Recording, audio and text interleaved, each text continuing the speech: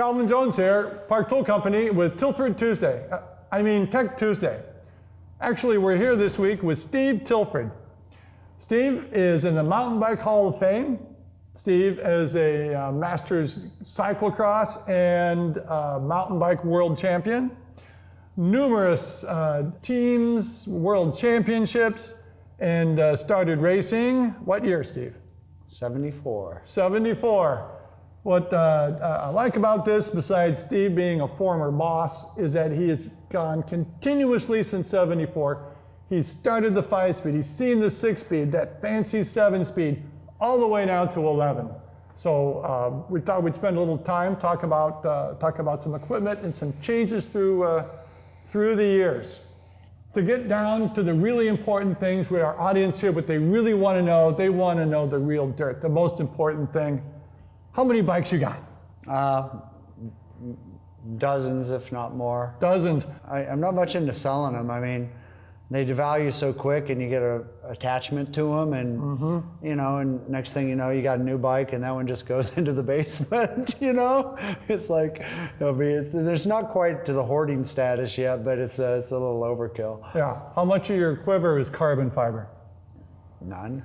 None? Well, the forks, I mean, or forks, Right. or road forks, but, you know, Conscious decision? None of your yeah, frame. it was kind of conscious. You know, we rode I rode Trek and I rode Specialized bikes, but, you know, I'm sponsored fully now on titanium bikes, and that's all I plan to have at the end of the day. I think, I mean, they're great. I mean, for off-road especially, it's, you know, it's the material for off-road, and, you know, they don't break. I mean, I use an example. I was in racing on the East Coast. I don't know if it was in Canada or Mount Snow. Sloppy, muddy race, and I was going down and I was going to bunny hop this log. No problem. I'm going like 20 miles an hour to this log, and I go to bunny hop, put in my hands, come off the bars. So I hit the log just straight on. My shock fork with an aluminum steering column snaps off right at the bottom of the steering column. Pow, gone. Frame doesn't even have like a ripple in it. You know, titanium. If that would have been a carbon frame, it would have catastrophically exploded. You know, and I mean, I've thrown, you know, originally my first titanium bike was a Moots YBB. I mean, I've thrown it off cliffs. That was the bike I ripped the shock fork off of. They're almost indestructible. So all through the years, obviously started 5-speed.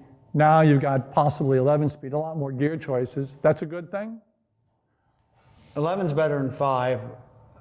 You know. 11 better than 10? Yeah, maybe 11's better than 10, because 10 and 11 are comparable. Like I was saying, I think 8 was the right number. I mean, for a lot of reasons. I mean, Frank and Mark McCormick, who were great road riders and cross riders, when everybody went to 9-speed, they left their 8-speed on their cyclocross bikes.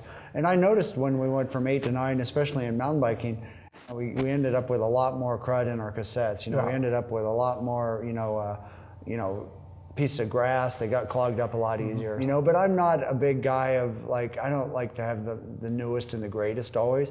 I mean, I think if it works, and it doesn't matter that much. Look at this mountain bike, you know, it doesn't matter that much. Okay, well let's pick it apart a little bit then. What is really making a difference? What is really good that you'd want to keep? What would we add to the old Colnago that this is really making a difference? Yeah, I mean, on my road bike, this electronic shifting, you know, when I got the shifters from Wayne Stetna, you know, he gave me the Sprinter shifters, the little buttons on the side, and I just thought, oh man, this is just a gimmick. You know, I don't need this. I use them all the time. When I'm riding in a Criterium, I just have my thumb sitting on those, and I'm going up and down. It's almost, you know, it's really good. Okay, so we got the electronic shifting's good, got the STI. Now, when they asked this question to Thurlow Rogers, well, what's really the biggest technical improvement? Well, it was Lycra shorts. Lycra chamois. That was better. I said clipless pedals. No, Thurlow's answer was way better. Lycra chamois. I mean, or Lycra synthetic chamois are better than the Lycra shorts. Yeah. I take wool shorts with the synthetic chamois over Lycra chamois in regular leather. Yeah. So, yeah. But the frame, the carbon fiber frame, not so much doing it for you. Lighter? For sure. But the handling, anything different? Any smoother? They're light and stiff, you know. But, you know, if you get on a bike and you do something as simple as just change the tires, the bike rides completely different. Or if you just change the wheels and use the same tires, the bike rides completely different. And so, I mean, a centimeter shorter stem is completely different, narrower Right. bars. So you got to compare apples to apples. And so you can't say, oh, this bike rides different because it's the frame, because it can be many other things. Okay, let's back the clock up 1975, 1976. You have a lot of time on the bike now. I can't imagine how many hours on the bike. You appreciate those small differences you're talking about now.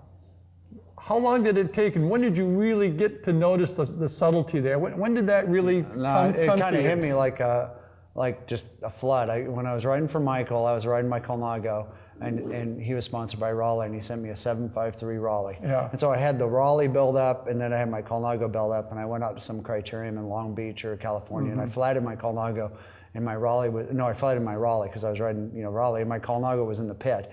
And I got on the Colnago, and I realized how much difference the two bikes were. This is in the 80s then. Yeah, early this is 80s. like 83 maybe. And the Colnago just went through the corners just smooth. And the Raleigh, you get off the seat, it was really twitchy. It seemed like when you pedal, it kind of jumped up the hill. Yeah. And the Colnago didn't do that, And I can usually, when I get on a new bike, I try to see how fast it goes forward, and how smooth it turns. It's hard to get a bike that turns good that also feels fast. Well, see on the Ericsson here, we got, of course, disc front and back, tubeless tire front and back. We've got the bar ends, and the nice feature here is that we have no screw here, but a nice sheet metal screw here. And there's two actually. You missed the bottom one. Oh, there's two. Yeah. There's one on the top, one on the bottom. The second one failed. The first one failed, so the second one now is failing. I think I'm out of sheet metal screws now. We got a little. We'll get you some downstairs in the factory. Sure. We're a little bit jiggly on the bar end, but it's a race bike. Does it need to be perfect? I don't know if it needs to be perfect. Normally when you start a race, you'd want a perfect bike, And the most important thing is, tire pressure and shifting, obviously, Disc brakes allow a wheel to be pretty out of true and you can still go forward, So to the young girl, the young guy starting to race, they're 13, they're 14. What kind of advice do you have? Where should they be looking to do this? Should they be looking at the mountain bike, road bike? Should they be BMX or getting a job in a bike shop? No, yeah, Or maybe just getting on a all those computer things, and I've always stressed, you got to learn. It's kind of like being an apprentice, for whatever, Yeah. It's like, the friend Thomas Frisnick, he was an architect at 19. And he started working in an architecture firm when he was 16. And so you can go be an architect, you go to college here, and 24 you get out and then you go work. And you need hands-on experience. And so if you want to be a bike racer, you need to race your bike. And that's the problem I was talking about, entry fees on my blog, If it gets so expensive, it's so unaffordable to race, these guys really need to do it like 50 times a year. And they need to go out and race as many times as they can so they get the experience. Because I get to a race, and every time I get to a race, I see something new. And you got to get those and keep those in memory, because you have to make instantaneous decisions. And I kind of pride myself in being like a jack of all trades on a bicycle. I'm pretty good in the rain. I'm pretty good on a road bike. I can race a mountain bike pretty well. And if I can't do it well, if there's an aspect of the sport I can't do well, I try to follow somebody around that can do it well. And then I try to emulate that guy, and then I get better at it. And it's the same thing with kids. They're not going to know where they are in the sport. Cycling takes a long time to figure out.